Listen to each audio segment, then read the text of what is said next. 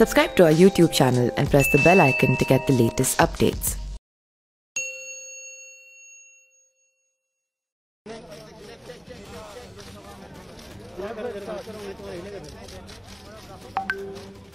अभी मैं कुछ दिन पहले ऑपोजिशन पार्टीज के लीडर्स के साथ गए और अब हम कांग्रेस पार्टी के जो सीनियर लीडर्स हैं उनके साथ गए। राष्ट्रपति से हमने कहा कि ये जो कानून बनाए गए हैं ये किसान विरोधी कानून है और इससे किसानों का जबरदस्त नुकसान होने वाला है, मजदूरों का, किसानों का।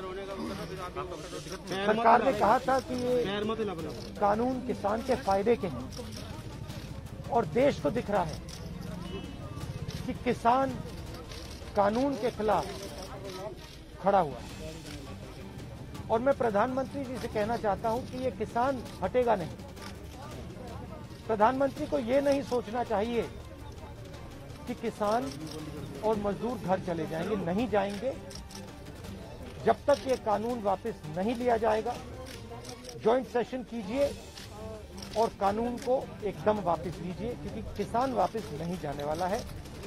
और हम सब, विपक्ष की सब पार्टियां किसानों के साथ, मजदूरों के साथ खड़े हैं और खड़े रहेंगे। जिस प्रकार से ये कानून पास किया गया वो भी बिल्कुल गलत है। बिना डिबेट किए, बिना किसानों से चर्चा किए, बिना मजदूरों से पूछे ये कानून ऊपर से थोप दिए गए और इन कानूनों को हटाना ही पड़ेगा, विड्रॉ करना ही पड़ेगा।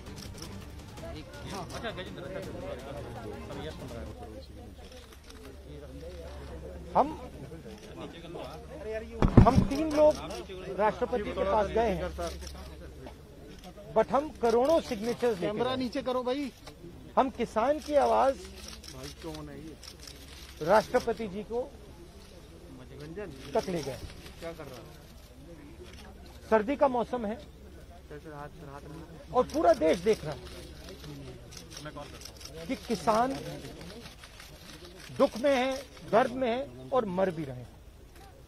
प्रधानमंत्री को सुनना ही पड़ेगा।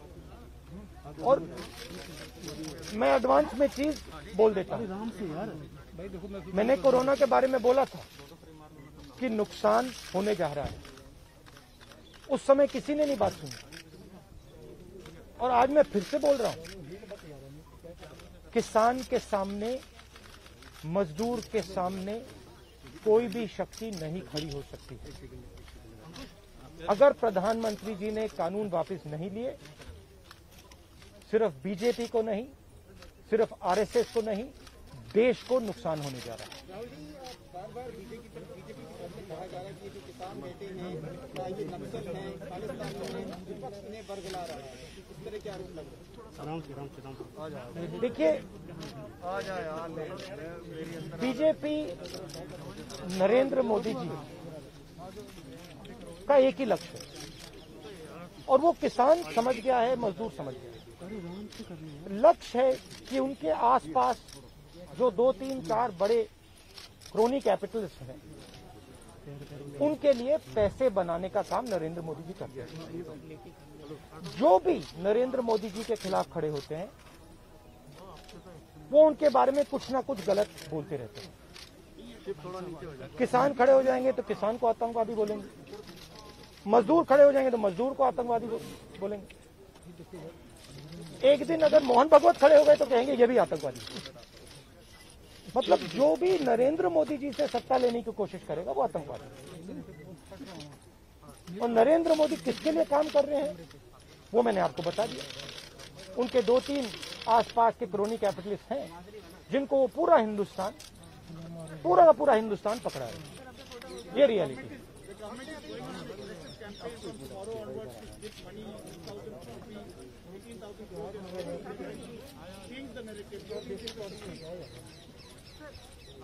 Look, the point is, it's a very simple thing.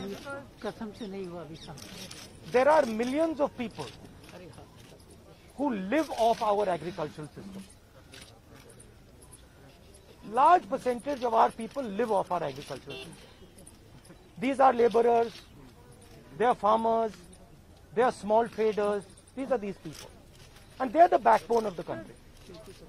Now, we understand that agriculture has to be reformed. What we are saying is that if you destroy this system, these millions of people will have nothing to do. They will not be able to feed themselves. And you will create massive destruction, massive pain in the country. Why is the Prime Minister doing this? It is a very simple calculation. The Prime Minister is doing this because he wants to help 2 or 3 business people. He does not care what happens to these people. He will construct whatever narrative he has to construct to make sure that the wealth transfer that is taking place to 3 or 4 people continues. He will call people terrorists. He will call people anti-nationals. He will call people criminals. He will do whatever he has to do to transfer the wealth from these people, the backbone of this country, to those people. 3 or 4 of them, 5 of them. That's the crux. And we are fighting this. We are saying that in India, where you have destroyed the agricultural system, will not function. Just like I said, take Corona seriously. Corona is going to kill people in massive numbers if you do not act. At that time they said, scaremongering. Now they're not saying scaremongering. When I suggested to the Prime Minister that do not do this in a centralized way, give power to the Chief Ministers, he didn't do it. He caused thousands and thousands of people to die because he didn't do it. And then afterwards, after I said it in the press conference, he did it. So the point is, you have an incompetent man who is controlled by certain other people. This is what India has to understand. This is what all youngsters have to understand.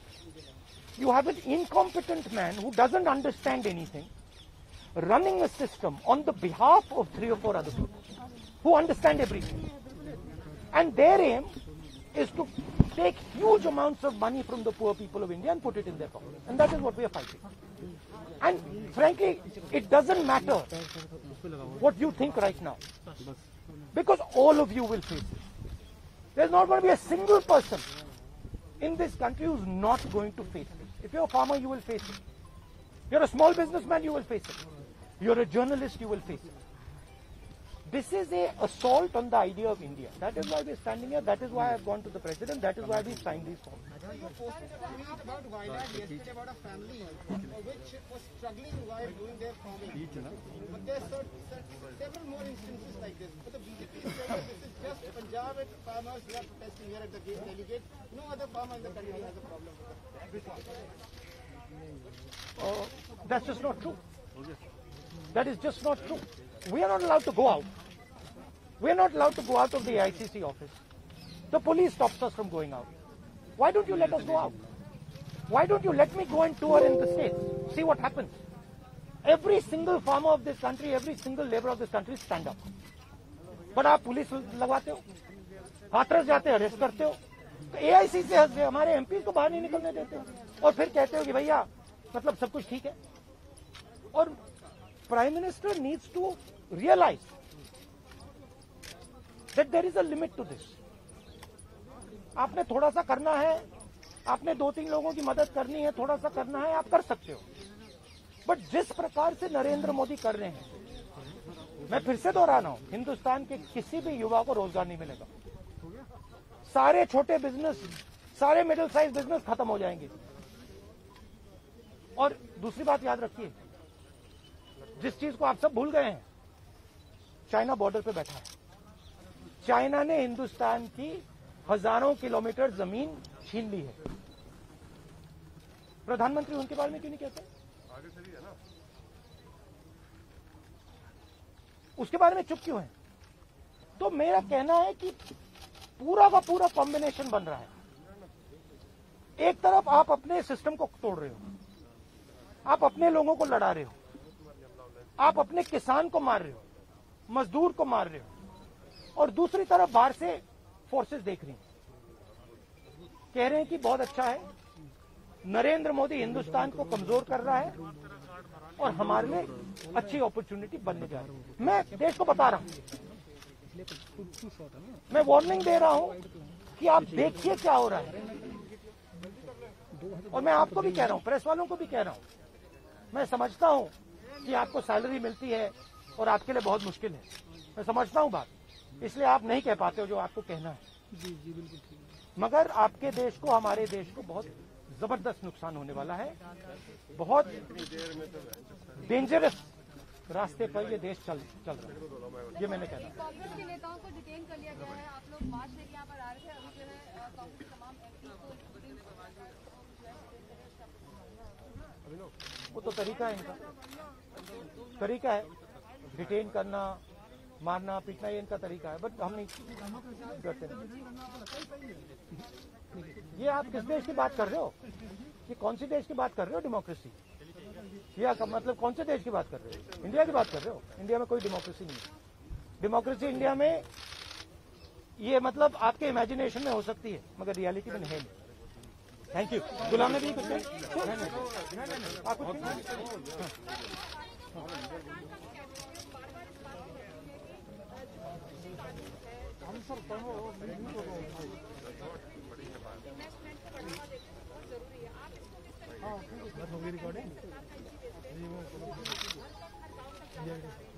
सवाल ये है investment कौन करेगा और investment का फायदा किसको मिलेगा? सवाल ये है। नहीं सुनिए, सवाल ये है कि हिंदुस्तान के एग्रीकल्चरल सिस्टम में कौन इन्वेस्ट करेगा और कौन पैसा बनाएगा? हिंदुस्तान के एग्रीकल्चरल सिस्टम में आज तक किसान ने इन्वेस्टमेंट किया है, मजदूर ने इन्वेस्टमेंट किया है। ये जो जवान हमारी सेना बॉर्डर पे खड़े हैं, इनके माता पिताओं ने किया इन्वेस्टमेंट। ये करते हैं और रिटर्न किसको मिलता है? रिटर्न 2-3 उनके उद्योगपति मित्रों को मिलता है। ये पूरा देश जानता है, पूरा देश इस बात को समझता है कि इन्वेस्टमेंट हम करते हैं। बहुत दूर खड़ा है, लॉक कर दूं? आपके माता पिता क्या करते हैं? गुलाम नबी साहब बहुत दूर खड़े हैं। आप एग्रीकल्चर फार्मर थी, अब आप जर्नलिस्ट है ना, तो आप जानते हो कि आपके फादर ने इन्वेस्टमेंट किया या नहीं? अरे मैं आपसे पूछ रहा हूँ, आप देश की महिला है, ठीक है, आपके पिता ने इन्वेस्टमेंट किया ना? मदर फार्मर है, उन्होंने इन्वेस्टमेंट किया ना? किसके लिए इन्वेस्टमेंट किया? क्या इन 2-3 लोगों के लिए इन्वेस्टमेंट किया, या आपके परिवार के लिए किया, आपके एजुकेशन के लिए किया, आपके स्वास्थ्य के लिए किया, आपके स्वास्थ्य के लिए किया, आपके एजुकेशन के लिए किया? मगर ये जो 2-3 बिजनेसमैन है उनके लिए तो नहीं किया ना। तो सवाल यही है, इन्वेस्टमेंट कौन कर रहा है? आपके माता पिता ने किया, करोड़ों किसानों ने किया, और रिटर्न किसको मिल रहा है?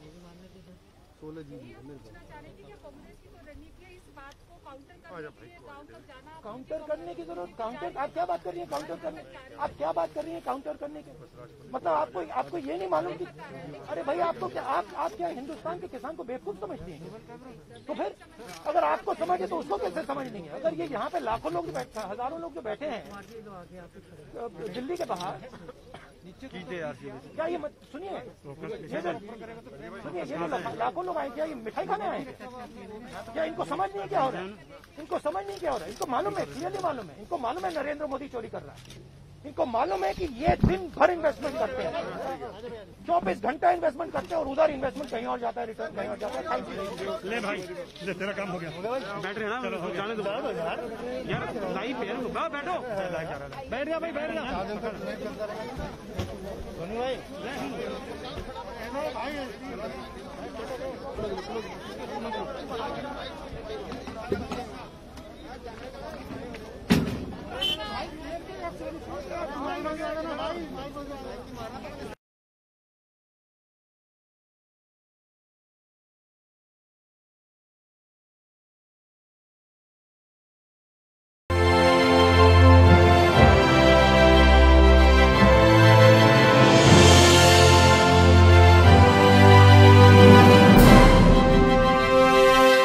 Subscribe to our YouTube channel and press the bell icon to get the latest updates.